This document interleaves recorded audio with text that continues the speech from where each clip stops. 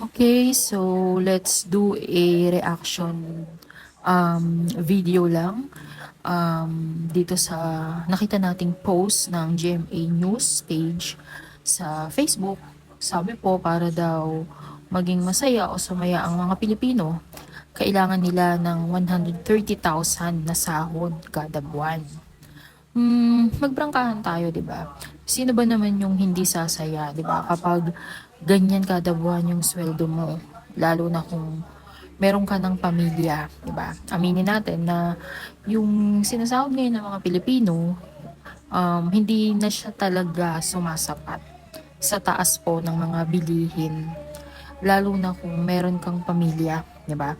Naku, mapapagkasya mo ba yung minimum pay mo kada buwan or kada araw na 570 pesos, 'di ba? Para sa provincial rate.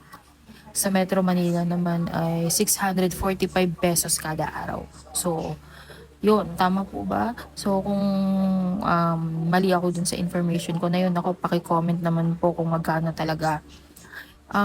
Paano naman po yung mas maliliit nating mga kababayan na kumikita lang ng 200 to 300 kada araw? Kaya in fairness dito sa shinare ng GMA News, agree tayo dito. Dapat din siguro mabasa to ng mga nakaupo sa gobyerno na natin para hindi naman puro hearing na lang, 'di ba, about Duterte at kay Alice Guo yung naririnig natin. So, mas marami pa pong issue yung dapat na tinatalakay, pinagtutuunan ng pansin. Aminin natin sa taas po ng mga bilihin ngayon, pamasahe, baon ng mga bata, allowance mo pa, 'di ba, bilang ikaw yung nagtatrabaho o breadwinner ng pamilya. Samahan mo pa ng iba pang mga expenses tulad ng tubig, kuryente, load, internet sa bahay, pagkain. So, paano nga po mapagkakasya yung minimum na kinikita mo sa araw-araw? So, sa dami ng mga bayarin at obligasyon, hindi ka talaga magiging masaya dun sa minimum na kinikita lang. So, sana yung gobyerno natin, di ba, magkaroon po ng malinaw na plano para sa mga Pilipino.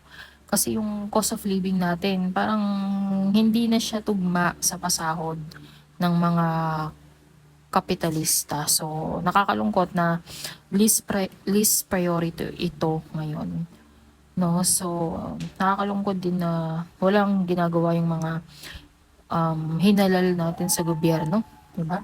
So, lugmok na yung mga ordinaryong Pilipino habang haya-hay naman yung buhay nitong mga kapitalista at mga namumuno sa bansa.